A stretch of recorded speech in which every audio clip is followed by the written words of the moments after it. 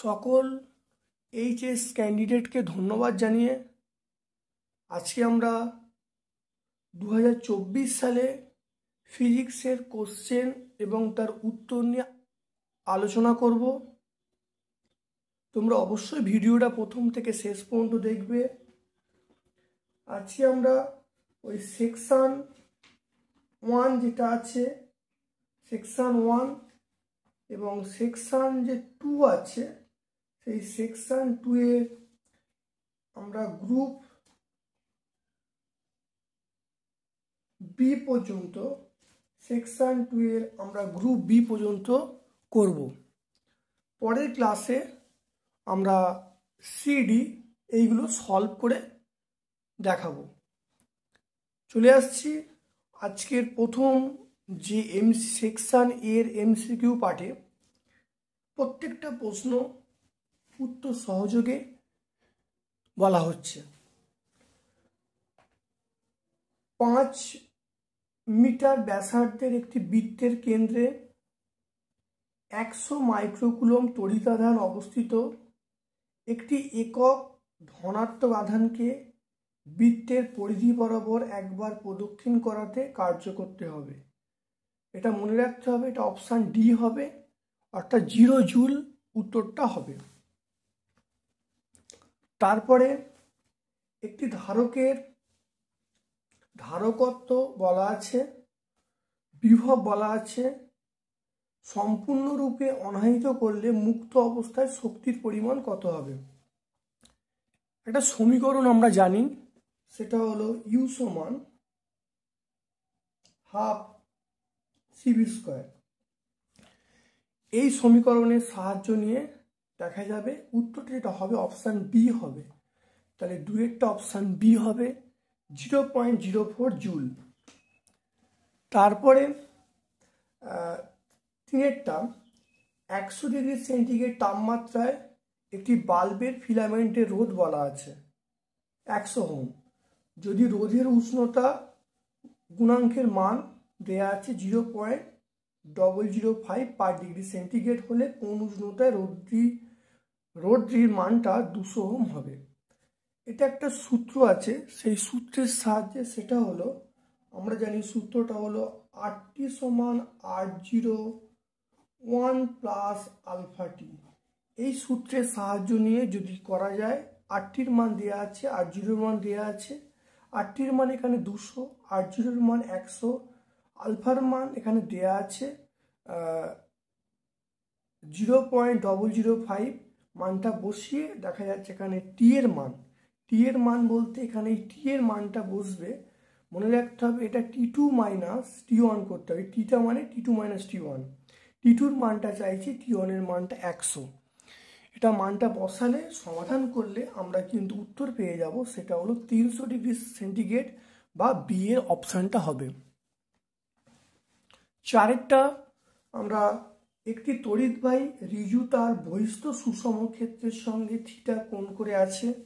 তারটি সর্বোচ্চ বল অনুভব করবে কোন জায়গায়, মানে কখন অনুভব করবে। মনে রাখতে হবে থিটা সমান 90 ডিগ্রি হলে তারটি কিন্তু সর্বোচ্চ বল অনুভব করবে। এই সূত্রের সাহায্যে আমরা করতে পারি বি সমান μ0 I/4 পাই আর sine theta 1 plus sine theta 2। এই সমীকরণে দেখা যাচ্ছে থিটার মান আমরা 90 ডিগ্রি বসাই, তাহলে বি এর মান সর্বোচ্চ হবে। আর বি এর মান যদি সর্বোচ্চ হয় তাহলে আমরা এফ এর মান সর্বোচ্চ পাবো।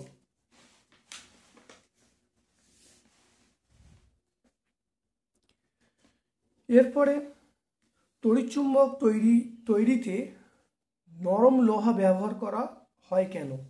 মনে রাখতে হবে নিম্ন ধারণ ক্ষমতা এবং নিম্ন সহনশীলতা, অর্থাৎ অপশান সি হবে। 6-এরটা যখন একটি চুম্বককে কুণ্ডলীর দিকে অগ্রসর করানো হয় তখন উৎপন্ন তড়িৎচালক বল নির্ভর করে কার ওপরে। মনে রাখতে হবে এটা চুম্বকের গতির ওপর নির্ভর করে, অপশান বি হবে, চুম্বকের গতির ওপর। 7-এরটা ডিসি অ্যাম্পিয়ারের সাহায্যে পরিবর্তিত তড়িৎ প্রবাহ পরিমাপ করা যায় না কেন।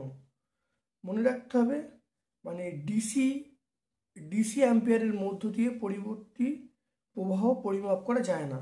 এটা সবচেয়ে যেটা হবে মানে এই 1 নম্বর হলো পরিবর্তী ডিসি অ্যাম্পের মধ্যে যেতে পারে না। নাম্বার 2 হলো পরিবর্তী অভিমুখ পরিবর্তন করে, পরিবর্তী প্রবাহ অভিমুখ পরিবর্তন করে। আর নাম্বার সি হলো পূর্ণচক্রে তড়িৎ প্রবাহের গড় মান 0 হয়। আর অপশান ডি হলো ডিসি অ্যাম্পিয়ার ক্ষতিগ্রস্ত হয়। এটাই সবচেয়ে, কারণ ডিসি অ্যাম্পিয়ার মানে পরিমাণটা অর্থাৎ ভ্যালুটা খুব কম মাপা হয়, আর যখন পরিবর্তী প্রবাহ দেওয়া হয় তখন অনেক বেশি ভ্যালু চলে আসে, তাহলে ডিসি অ্যাম্পিয়ারটা ক্ষতিগ্রস্ত হয়। অপশান ডি হবে। আমরা চলে আসছি একটি তড়িৎচুম্বকীয় তরঙ্গের শক্তি তড়িৎ ক্ষেত্র এবং চুম্বক ক্ষেত্র বরাবর যে অনুপাতে বণ্টিত হয়, এটা সবসময় 1:1 হবে, অর্থাৎ অপশান এ হবে। তারপরে আমরা করতে পারবো সেটা হলো কোনো সমতল উত্তল বা ডাবল ইকুইকনভেক্স লেন্সের মাধ্যমে প্রতিসরাঙ্ক বলা আছে 2.5, বক্রতা ব্যাসার্ধ আর হলে ফোকাস দূরত্ব কত হবে। এটা করতে গেলে আমরা যে সূত্রের সাহায্য নেব সেটা হলো, আমরা জানি একটা সূত্র আছে 1/f মিউ মাইনাস 1, এটা হলো 2/r। এখানে যদি মিউ এর মান আমরা 2.5 বসিয়ে দিই, তাহলে আমরা উত্তরটা পাবো r/3, অর্থাৎ অপশান বি পাবো। পরীক্ষাগারে ইয়ংয়ের দ্বিরেখাচিত্র পরীক্ষায় রশ্মির কোনো গতিপথে পাতলা কাঁচের পা দিয়ে প্রবেশ করানো হয়, তাহলে মনে রাখতে হবে ঝালর পটি স্থানান্তর ঘটবে না, অপশান ডি হবে। সম্পৃক্ত আলোক প্রবাহ মাত্রার মান নির্ভর করে কার ওপরে, এটা বিভবের ওপর নির্ভর করবে, অপশান বি। মানে বিভবের মান কম বেশি করলে এই সম্পৃক্ত প্রবাহ মাত্রাটা কম বেশি ঘটবে, অর্থাৎ অপশান বি হবে। এরপরে আমরা চলে যাচ্ছি বোর কক্ষপথে আবর্তনশীল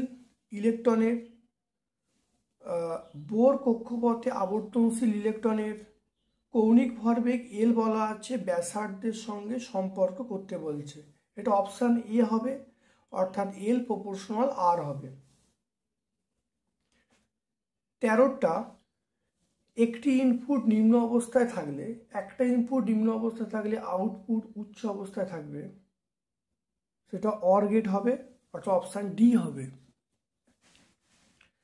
যে প্রক্রিয়ায় বাহক তরঙ্গের বিস্তার তথ্য সংকেতের তাৎক্ষণিক বিস্তারের সঙ্গে সমানুপাতিক হয়, অবশ্যই বিস্তার মডুলেশন, এটা অপশান এ হবে। আমরা সেকশন 2 এর গ্রুপ এ নিয়ে আলোচনা করব। দেখা যাচ্ছে সেটা হলো একটি কিউ আধানগ্রস্ত কণিকা বি প্রাবল্যে চৌম্বক ক্ষেত্রের সঙ্গে থিটা কোণ করে ভি বেগে গতিশীল, কণাটি কি পরিমাণ বল অনুভব করবে। মনে রাখতে হবে এফএম সমান কিউ ভিবি সাইন থিটা, এটা লিখলে উত্তর হয়ে যাবে। অথবা কোশ্চেনটা আছে চৌম্বক মেরু শক্তির একক কী হবে, অ্যাম্পিয়ার মিটার হবে। তারপরে তড়িৎ বর্তনীতে আলো নেভানোর সময় সুইচে স্ফুলিঙ্গ উৎপন্ন হয় কেন, কারণ প্রচুর পরিমাণে ইএমএফ আবিষ্ট হয় বা তড়িৎচালক বল আবিষ্ট হয়। 3টা একটি রেখা উৎস থেকে উৎপন্ন তরঙ্গমুখের আকৃতি কেমন হবে, অবশ্যই চোঙাকৃতি হবে। তারপরেরটা অথবা কোশ্চেন, এটি সমতলীয় সমবর্তিত তড়িৎচুম্বকীয় তরঙ্গের ক্ষেত্রে কোন তলটিকে সমতল ধরা হয়। মনে রাখতে হবে সমবর্তিত আলোর কম্পন যে তলে থাকে সেখানে সমবর্তিত সমতল সৃষ্টি হয়, এটা মনে রাখতে হবে। তারপরে ট্রানজিস্টারের পরেরটা, ট্রানজিস্টারের ভূমি অংশে কম অশুদ্ধ পরমাণু দ্বারা ডোপিং এবং পাতলা করা হয়, কারণ রিকম্বিনেশন কম হয় বা পুনর্মিলন কম হয়। সাধারণ ভূমি অথবা সাধারণ নিঃসারক ট্রানজিস্টারের মধ্যে বিবর্ধক হিসাবে তুমি কোনটি ব্যবহার করবে, এটা অবশ্যই আমরা কিন্তু সি ব্যবহার করব, কারণ কর্মদক্ষতা বেশি হবে, অর্থাৎ সাধারণ নিঃসারক ব্যবহার করব। গ্রুপ বি, প্রথম প্রশ্ন হলো উৎকৃষ্ট মানের রোদ প্রস্তুতিতে ব্যবহৃত উপাদানের নাম কি এবং নির্বাচনের কারণ কি। মনে রাখতে হবে ম্যাঙ্গানিন ব্যবহার করা হয় কারণ এদের উষ্ণতা গুণাঙ্ক কম হবে এবং উচ্চ রোধাঙ্ক হবে, এই জন্যে আমরা এই অ্যালয়টা বা এই সংকরটা ব্যবহার করি। চলে আসছি এর অথবার প্রশ্নটা। ইলেকট্রনের অনুপ্রবাহ বেগের কিরূপ পরিবর্তন হয় যখন প্রান্তীয় বিভব প্রভেদ স্থির রেখে দৈর্ঘ্য দ্বিগুণ করা হয় বা দৈর্ঘ্য স্থির রেখে বিভব প্রভেদ দ্বিগুণ করা হয়। আমরা জানি ভিডি সমান E tau by M L into V, তাহলে ভিটা কনস্ট্যান্ট, তাহলে এলটা দ্বিগুণ করা হচ্ছে, তাহলে ভিডিটা অর্ধেক হবে, তাহলে ভিডিটা প্রথম ক্ষেত্রে অর্ধেক হয়ে যাবে। আর নাম্বার 2, এলটা কনস্ট্যান্ট, তাহলে ভিটাকে দ্বিগুণ করা হলো, তাহলে ভিডিটা দ্বিগুণ হয়ে যাবে, তাহলে প্রথমটা হলো অর্ধেক হবে, দ্বিতীয় ক্ষেত্রে আমরা কি হবে, এটা দ্বিগুণ হয়ে যাবে। 4 প্রশ্ন, এটা 200 পাকের এবং 0.2 মিটার ব্যাসার্ধের বৃত্তাকার কুণ্ডলী 14 অ্যাম্পিয়ার তড়িৎ প্রবাহ বহন করে, চুম্বক ভ্রামক কত হবে। এন এর মান দেওয়া আছে, আর এর মান দেওয়া আছে, আই এর মান দেওয়া আছে। আমরা জানি পিএম সমান এন আই এ, তাহলে এন এর মান, আই এর মান এখানে বসিয়ে দেওয়া হলো, আই এ মানে পাই আর স্কোয়ার বসিয়ে দিয়ে দেখা যাচ্ছে উত্তরটা আসবে 176 একক হবে অ্যাম্পিয়ার মিটার স্কোয়ার।